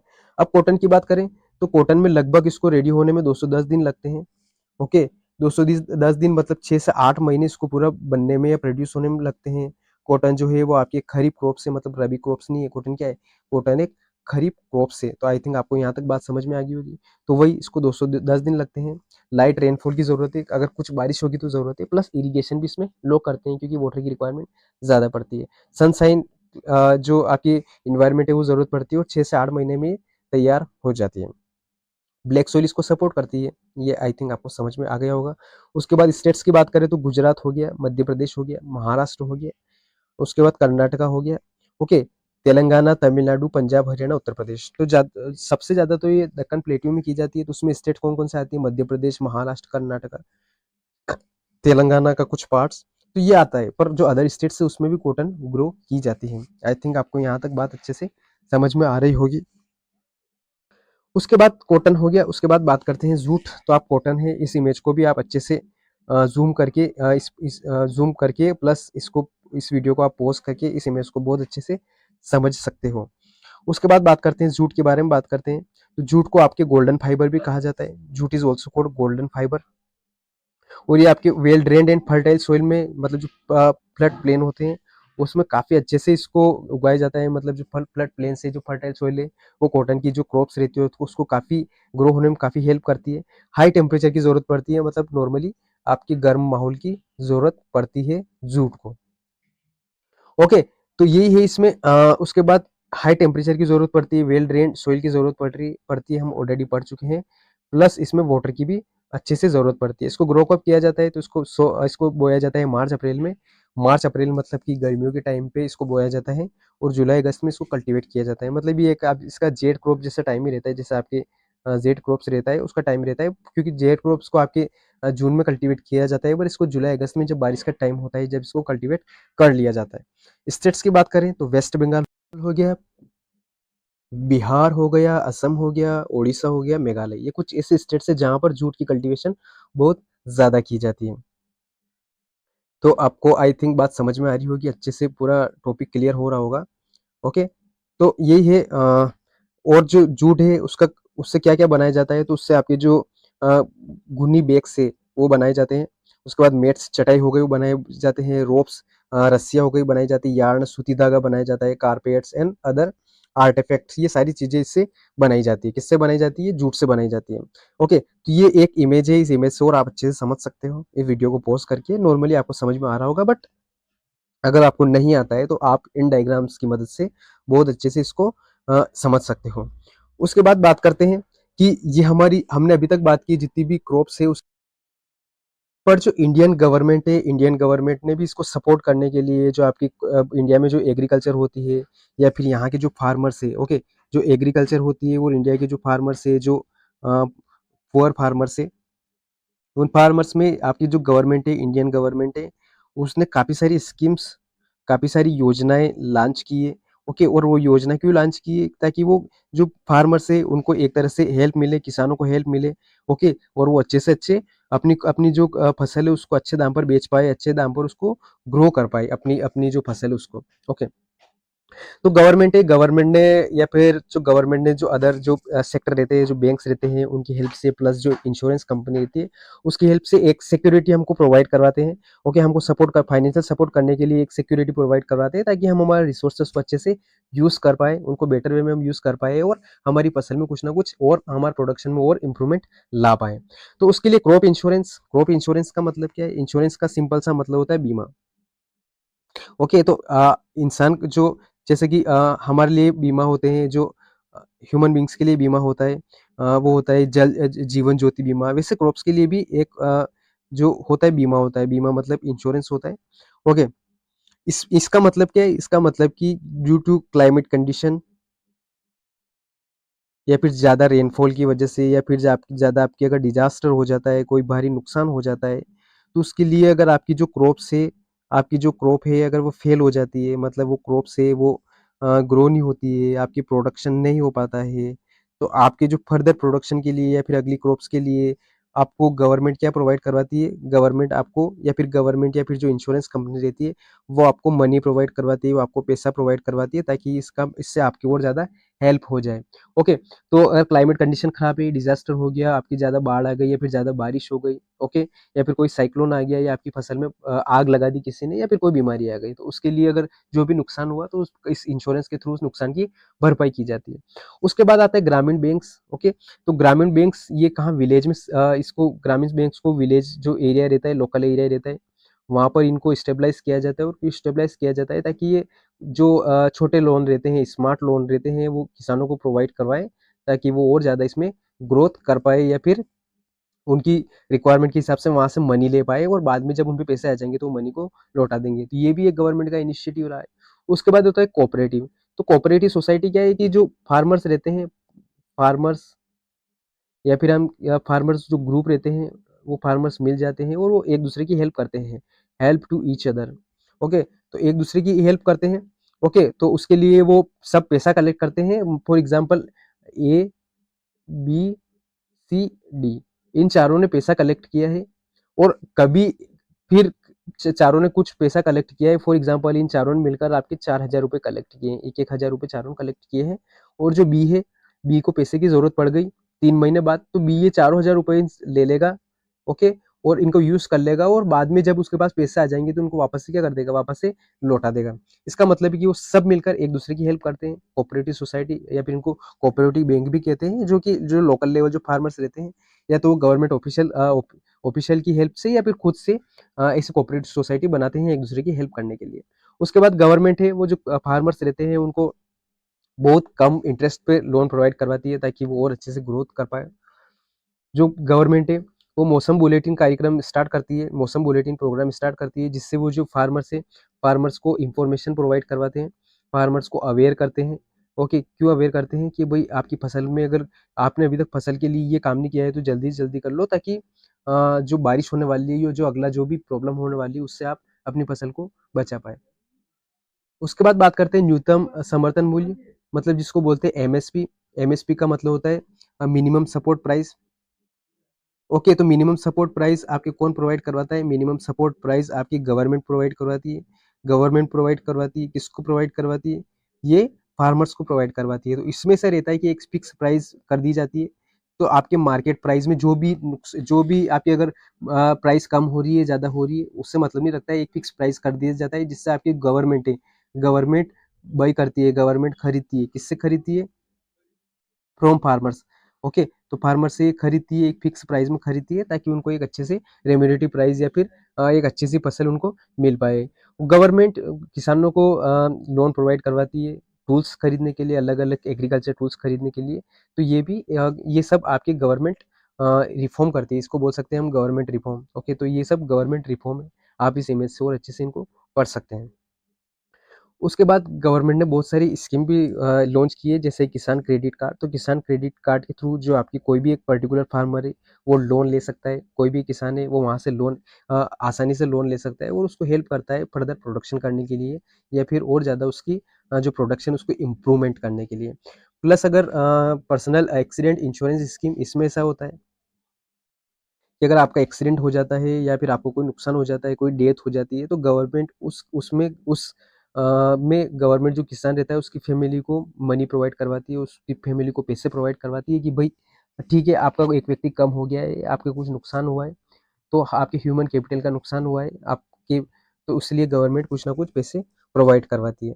उसके बाद दूसरे बेनिफिट देखो तो वही फसल बीमा, ग्रामीण बैंक हो गए, कोऑपरेटिव सोसाइटी और कम इंटरेस्ट पे लोन देना हम ऑलरेडी पढ़ चुके हैं। एमएसपी हम ऑलरेडी पढ़ चुके हैं कि एक फिक्स प्राइस कर दी जाती है, फिर उससे लोन प्रोवाइड करा जाता है। इसे एक रेम्यूनरेटिव प्राइस रहती है जो कि आपके शुगर केन में की जाती है, तो वो भी एक एमएसपी जैसा ही रहता है, उसमें ज़्यादा डिफरेंस नहीं रहता है। तो आई थिंक आपको ये वाला टॉपिक भी अच्छे से समझ में आ गया होगा। अब एक लास्ट टॉपिक है बुधान मूवमेंट या फिर बुधान मूवमेंट। तो किस who is father of Budhan movement? Budhan movement के फादर कौन थे? तो वो थे विनोबा भावे। ओके, तो विनोबा भावे थे, उन्होंने बुधान मूवमेंट स्टार्ट किया था। ओके, ये हु इज़ विनोबा भावे? तो विनोबा भावे थे वो इंडिया के जो महात्मा गांधी थे उनके बहुत बड़े फॉलोवर थे। ओके, वो महात्मा गांधी के जो थॉट्स उनको फॉलो करते थे। ओके, जो महात्मा गांधी की जो डेथ के बाद जो विनोबा भावे हुए, उन्होंने पूरे इंडिया में पद यात्रा शुरू की। मतलब वो पूरे इंडिया में घूमते थे और इंडिया की जो फार्मर्स है, जो लोकल पीपल्स है, उनकी प्रॉब्लम को सुनते थे और उसका कुछ ना कुछ समाधान निकालते थे। जैसे गांधी जी ने निकाला था, सेम टू सेम वो उनको उनके रास्ते पे चलते थे और कुछ ना कुछ लोगों की प्रॉब्लम्स के लिए कुछ ना कुछ सॉल्यूशन निकालने का काम करते थे। तो एक बार वो जो आपके तेलंगाना है, तेलंगाना स्टेट्स का एक गाँव है पोचमपल्ली, वहाँ जाते हैं और वहाँ के किसानों की क्या प्रॉब्लम रहती है, वहाँ के किसानों की ये प्रॉब्लम रहती है कि बहुत सारे जो गरीब किसान रहते हैं, उनके पास भूमि नहीं रहती है, उनके पास खेत खलिहान कुछ नहीं रहते हैं, तो वो खेती करें तो क्या करें? ओके, तो उसके बाद जो उनसे लोग हेल्प करते हैं, तो जो विनोबा भावे हैं, वो जो अमीर लोग हैं, जो अमीर जो लैंडलॉर्ड्स हैं, उनसे वो हेल्प माँगते हैं, उनसे वो सहायता माँगते हैं। कि आप कुछ भूमि दान दो ताकि हम सब में अच्छे से डिस्ट्रीब्यूट कर पाएँ, सब में अलग से बाँट कर पाएँ और सभी अपना जीवन निर्वाह अच्छे से कर पाएँ। तो श्री रामचंद्र रेड्डी करके एक नाम थे, वो लगभग 80 एकड़ ज़मीन को दान दे देते हैं, ओके, जिसको बोलते हैं भूदान। तो भूदान का सिंपल सा मतलब होता है, भूदान का सिंपल सा मतलब होता है भूमि का दान। आई थिंक आपको यहाँ तक समझ में आ गया होगा। तो यहीं से आपके ये जो है, ये एक कैंपेन स्टार्ट हो जाता है, एक मूवमेंट स्टार्ट हो जाता है और इस मूवमेंट का बस एक ही एम रहता है कि हमको जो गरीब किसान है उनको भी इक्वल ज़मीन प्रोवाइड करवानी है। ओके, तो इसको भूमि दान, बाद में इसको ग्राम दान भी कहा जाने लगा। तो ये एक मूवमेंट है। आपके एग्ज़ाम में क्वेश्चन आता है कि हु इज़ फादर ऑफ इस फादर ऑफ बुद्धा मूवमेंट? तो वो हो गया विनोबा भावे। आप इस इमेज से और अच्छे से इसको एक बार समझ सकते हो। वो की वही बात है जो मैंने ऑलरेडी आपको बता दी है। इसी के साथ ये चैप्टर है, इस चैप्टर की आ जाती है हैप्पी एंडिंग। ओके, तो यहाँ पर हम इस चैप्टर को अच्छे से ख़त्म करते हैं और आई थिंक ये आपको अभी तक ये चैप्टर प्लस इससे पहले जो हमने चैप्टर किए हैं वो अच्छे से समझ में आए होंगे। आई होप कि आप इन वीडियो को अच्छे से देखकर आपके एग्ज़ाम्स में अच्छे से बहुत ज़्यादा मार्क्स लाओगे। प्लस अगर आपको ये चीज़ समझ में आती है तो आप वीडियो को शेयर कर सकते हो फ्रेंड्स के साथ, लाइक कर सकते हो, ओके, और कमेंट कर सकते हो। अगर आपको कोई प्रॉब्लम है तो हम उस प्रॉब्लम का समाधान ढूँढने की पूरी कोशिश करेंगे और आपको जितना अच्छे से हो सके मटेरियल प्रोवाइड करवाएँगे ताकि वो आपके जो बोर्ड एग्ज़ाम्स हैं उसमें एक तरह से कुछ ना कुछ हेल्प आपको मिल सके। इसके लिए थैंक यू। और जो आपका अगला चैप्टर है ज्योग्राफी का, ओके, वो बहुत जल्द आ जाएगा, लगभग 4-5 दिनों में आपको देखने को मिल जाएगा। धन्यवाद।